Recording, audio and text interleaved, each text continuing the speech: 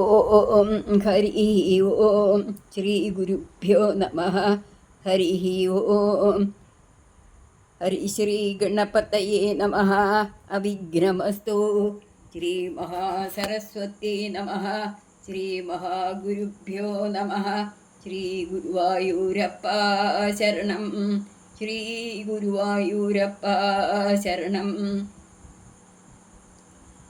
കൃഷ്ണ കിടാവേ ഇത ഞാൻ തൊഴുന്നേൻ ആനന്ദമൂർത്തേ അഴകാപുരാനേ എപ്പോഴും ഓമൽ തിരുമേനി കാൺമാൻ തക്കോരു കണ്ണിന്നരുളീടവേണം മോക്ഷാബ്ദിസാരമയ ഭാഗവതാഖ്യതദ്രോ നാരായണീയ നവനീതമഹോ ഗൃഹീത്വാ മായാമയൗഘ പരിതപ്തജനാദയോദാദേ നാരായണ അവനിസുരായ നമോസ്തു തസ്മൈ ശ്രീ ഗുരുവായൂരപ്പ ശരണം നാരായണ അഖില ഗുരോ ഭഗവൻ നമസ്തേ നാരായണ അഖില ഗുരോ ഭഗവൻ നമസ്തേ നാരായണ അഖില ഗുരോ ഭഗവൻ നമസ്തേ സർവം ശ്രീകൃഷ്ണാർപ്പണമസ്തു ഹരി ഓം.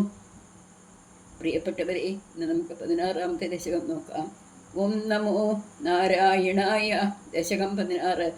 നരനാരായണ അവതാരം, ദക്ഷയാഗം. വൃത്തം വസന്തതിലകം.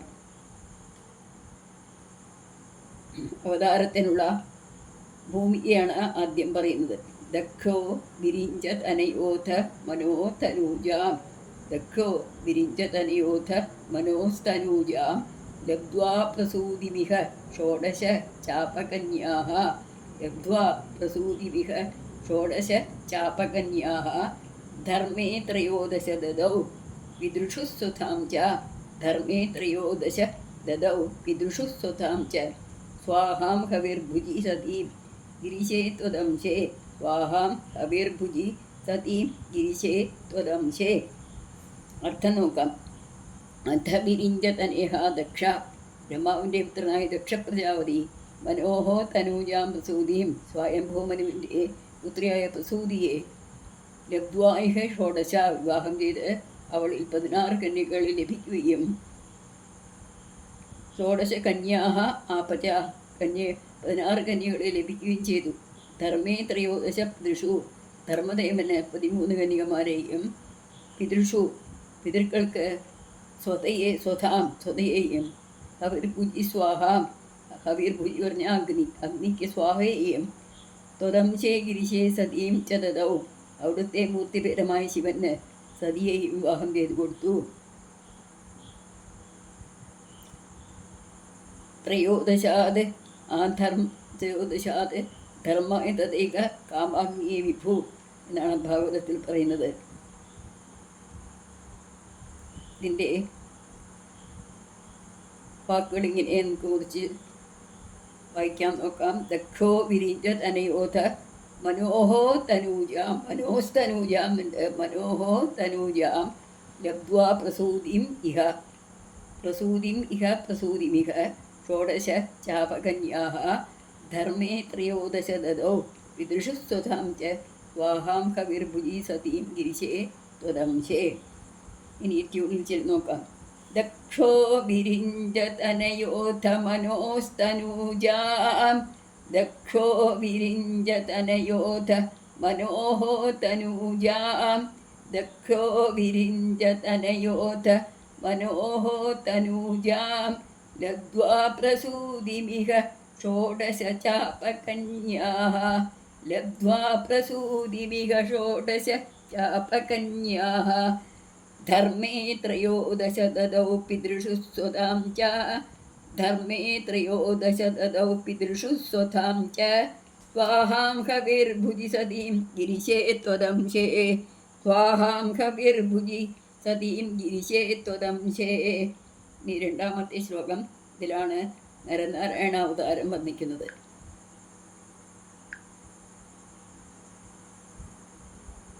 മൂർത്തിർഹി ധർമ്മഗൃഹിണീ സുഷുവേ ഭവന്തം. മൂർത്തിർഹി ധർമ്മഗൃഹിണീ സുഷുവേ ഭവന്തം നാരായണം നരസഖം महितानुभावं नारायणं नरसखं महितानुभावं यज्जन्मनि प्रमुदिताः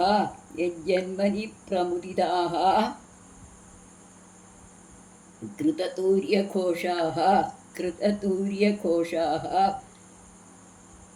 पुष्पोत्करान् प्रवपुषुर्नुनुवौ सुरौखाः पुष्पोत्करान् प्रवपुषुर्नुनुवुः सुरौखाः अर्थं നോക്കാം. ധർമ്മഗൃഹിണീമൂർത്തിം ഹി മഹിതാനുഭാവം ഭവന്തം. ധർമ്മദേവന്റെ പത്നിയായ മൂർത്തിയാണ് ലോകപൂജിതമായ തേജസ്സോടുകൂടിയ നരഥകം നാരായണം സുഷുവേ നരനാരായണന്മാരെ പ്രസവിച്ചത്. യജ്ജന്മനി പ്രമുദിതാഹ യാതൊരു നരനാരായണന്മാരുടെ അവതാരത്തിൽ സുരൗഖാഹ സന്തുഷ്ടരായ ദേവസംഘം സൂര്യഘോഷാഹ വാദ്യഘോഷം മുഴക്കി പുഷ്പോത്കരാൻ പ്രവശുഹു പുഷ്പവർഷം ചെയ്തു നുയുഹു തുതിക്കുകയും ചെയ്തു. ഇവിടെയാണ് നരനാരായണമൂർത്തികളുടെ അവതാരം. ഇതെങ്ങനെയാ നമുക്ക് വായിച്ചു നോക്കാം. മൂർത്തിർഹി ധർമ്മഗൃഹിണി സുഷുവേ ഭവന്തം മൂർത്തിർഹി ധർമ്മഗൃഹിണി സുഷുവേ ഭവന്തം നാരായണം നരസഖം മഹിതാനുഭാവം നാരായണം നരസഖം മഹിതാനുഭാവം യജ്ജന്മനി പ്രമുദിതാഃ कृततूर्यघोषाः यज्जन्मनि प्रमुदिताः कृततूर्यघोषाः पुष्पोत्करान् प्रवपुषुर्नुनुवौ सुरौखाः पुष्पोत्करान्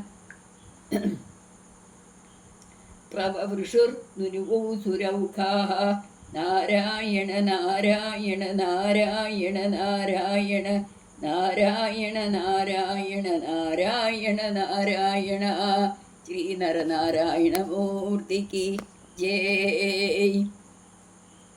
രണ്ടാമത്തെ ശ്ലോകത്തിലാണ് അവതാരം. ഈ മൂന്നാം ശ്ലോകം നോക്കാം. ദക്ഷന്റെ 13 പുത്രിമാരെ ധർമ്മദേവൻ വിവാഹം ചെയ്തു എന്ന് കഴിഞ്ഞ പദ്യത്തിൽ പറഞ്ഞു. ആ പുത്രിമാരിൽ ഒരുവളാണ് മൂർത്തി. നരനാരായണ അവതാരത്തിൻ്റെ ഒരു ഫലം ദുഷ്ടനിഗ്രഹം വർണ്ണിക്കുന്നു. ദൈത്യം സഹസ്രകവചം കവചൈഹി പരീതം ദൈത്യം സഹസ്രകവചം കവചൈഹി പരീതം സാഹസ്രവത്സര തപഃ സമരാഭിലവ്യൈഹി സാഹസ്രവത്സര തപഃ സമരാഭിലവ്യൈഹി പര്യായ നിർമ്മിത തപഃ സമരോ ഭവന്തം പര്യായ നിർമ്മിത തപഃ സമരോ ഭവന്തം ശിഷ്ടൈകകങ്കടമമും ന്യഹതാം സലീലം ശിഷ്ടൈകകങ്കടമമും ന്യഹതാം സലീലം. ഇനി അർത്ഥം നോക്കാം. ഭവന്തവും സാഹസ്രവത്സരതമ സമരാഭിലവ്യേ. അവിടുന്ന് തന്നെയായ നരനാരായണന്മാർ 1000 കൊല്ലത്തെ തപസ്സും 1000 കൊല്ലത്തെ യുദ്ധവും കൊണ്ട് കവചൈ പരീതം സഹസ്രകവചം ദൈത്യം മുറിക്കാൻ കഴിയാത്ത 1000 പോർച്ചട്ടുകളണിഞ്ഞ സഹസ്രകവചൻ എന്ന അസുരനെ പര്യായ നിർമ്മിത തപഃ സമരവും ഊഴമിട്ട് തപസ്സും യുദ്ധവും ചെയ്ത് ശിഷ്ടൈക കങ്കടം കൃത്വാ അമും സലീലം ജഗതാം ഒരു പോർച്ചട്ട മാത്രം ബാക്കിയുള്ളവനാക്കി തീർത്ത് ആ അസുരനെ അനായാസേന നിഗ്രഹിച്ചു. സഹസ്രകവചൻ മഹാശക്തനായ അസുരനാണ്. 1000 പോർച്ചട്ടകൾ ധരിച്ചവനായതുകൊണ്ട് സഹസ്രകവചൻ എന്ന നാമം പ്രസിദ്ധമായി. 1000 സംവത്സരം തപസ് ചെയ്ത് സമ്പാദിച്ച ദിവ്യശക്തി ഉണ്ടായാലേ അവൻ്റെ ഒരു കവചം വളർത്താൻ സാധിക്കുകയുള്ളൂ. നരനാരായണന്മാരിൽ ഒരാൾ 1000 കൊല്ലം തപസ് ചെയ്യും, മറ്റേയാൾ 1000 കൊല്ലം യുദ്ധം ചെയ്യും. ഇങ്ങനെ ഊഴമിട്ട് തപസ്സും യുദ്ധവും 1000 സംവത്സരം വീതം നടത്തി നരനാരായണന്മാർ സഹസ്രകവചനെ ഒരു കവചനാക്കി മാത്രം എളുപ്പത്തിൽ നിഗ്രഹിച്ചു. ആ സഹസ്രകവചനാണ് കരനായി ജനിക്കുന്നത്. ഈ കഥ ഭാഗവതത്തിൽ വന്നിട്ടില്ല. ഇത് ഭാരതത്തിൽ നിന്ന് എടുത്തു ചേർത്താണ് ശ്രീമാൻ ഭട്ടതിരി അവർകൾ. ഇനി നമുക്ക് 91 വായിക്കാം. ദൈത്യം സഹസ്രകവചം കവചൈഹി പരീതം ദൈത്യം സഹസ്രകവചം കവചൈഹി പരീതം സാഹസ്രവത്സര തപഃ സമരാഭിലവ്യൈഹി സാഹസ്രവത്സര തപഃ സമരാഭിലവ്യൈः पर्याय निर्मिततपःसमरौ भवन्तौ पर्याय निर्मिततपःसमरौ भवन्तौ चिष्टैककङ्कणममुं न्यहदां सलीलं चिष्टैककङ्कणम् अमुं चिष्टैककङ्कणम् अमुं न्यहदां सलीलम्. നാലാമത്തെ ശ്ലോകം നോക്കാം. അന്വാചരൻ ഉപദിശന്നപി മോക്ഷധർമ്മം അന്വാചരൻ ഉപദിശന്നപി മോക്ഷധർമ്മം ത്വം ഭ്രാതൃമാൻ ബദരികാശ്രമമധ്യവാസീഃ ത്വം ഭ്രാതൃമാൻ ബദരികാശ്രമമധ്യവാസീഃ ചക്രോതതേ ശമതപോബലനിസ്സഹാത്മാ ചക്രോതതേ ശമതപോബലനിസ്സഹാത്മാ ദിവ്യാംഗനാപരിവൃതം പ്രജിഘായമാരം ദിവ്യാംഗനാപരിവൃതം പ്രജിഘായമാരം. അർത്ഥം നോക്കാം. അധത്വം ഭ്രാതൃമാൻ സഹസ്രകവച നിഗ്രഹാനന്തരം നരനാരായണനായ അവിടുന്ന് മോക്ഷധർമ്മം അന്വാചരൻ ഉപദിശന്നപി സഹോദരനായ നരനോടുകൂടി മൂർത്തിധർമ്മത്തെ സ്വയം ആചരിക്കുന്നതിനും ഉപദേശിക്കുന്നതിനുമായിട്ട് ബദരികാശ്രമം അധ്യവാസീഹി ബദരികാശ്രമത്തിൽ വസിച്ചു. അതചക്രത്തെ ശമതപോബലനിസ്സഹാത്മാ അനന്തരം ഇന്ദ്രൻ അവിടുത്തെ ശമം തപോബലം ഈർഷ്യയുള്ളനായിട്ട് മാരം ദിവ്യാംഗന പ്രതിവിധം പ്രജിക്കായ കാമദേവനെ സുന്ദരിമാരോടുകൂടി പറഞ്ഞയച്ചു. സ്വയം ഉപദേശിച്ച ധർമ്മം സ്വയം അനുഷ്ഠിച്ചാലേ ഉപദേശം സഫലമാവുകയുള്ളൂ.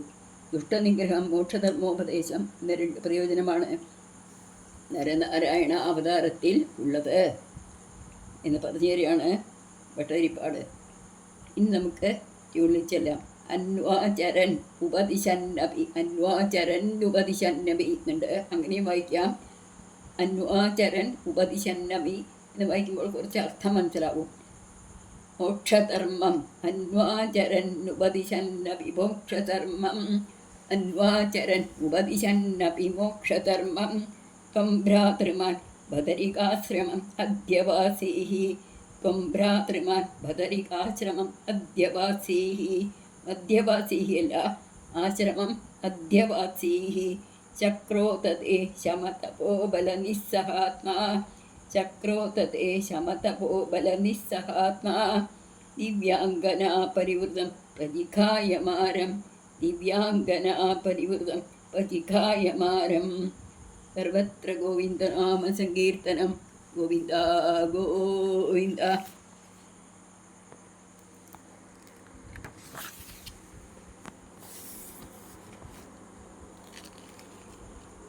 ശ്രീനാരായണമൂർത്തിയുടെ കാമവിജയം വർണ്ണിക്കുന്നു.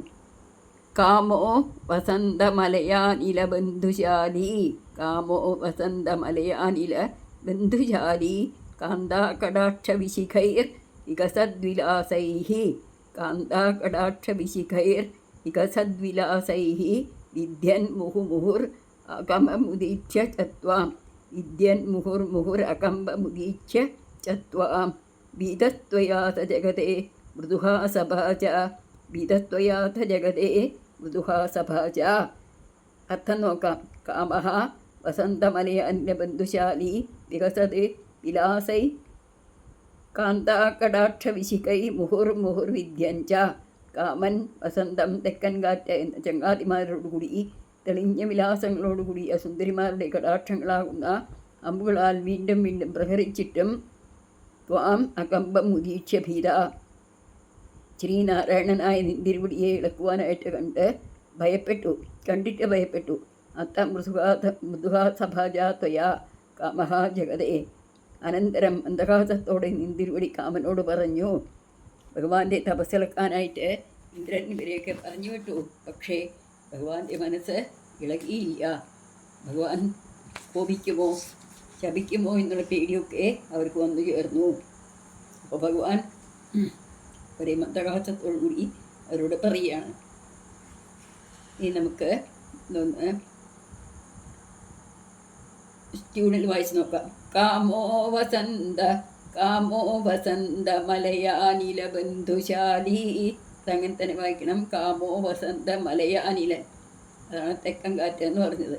കാമോ വസന്ത മലയാനില ബന്ധുശാലി കാന്താകടാക്ഷവിശിഖൈർ വികസദ്വിലാസൈഃ കാന്താകടാക്ഷവിശിഖൈർവികസദ്വിലാസൈः വിദ്യന്മുहुर्മുहुर् അകമ്പമുദി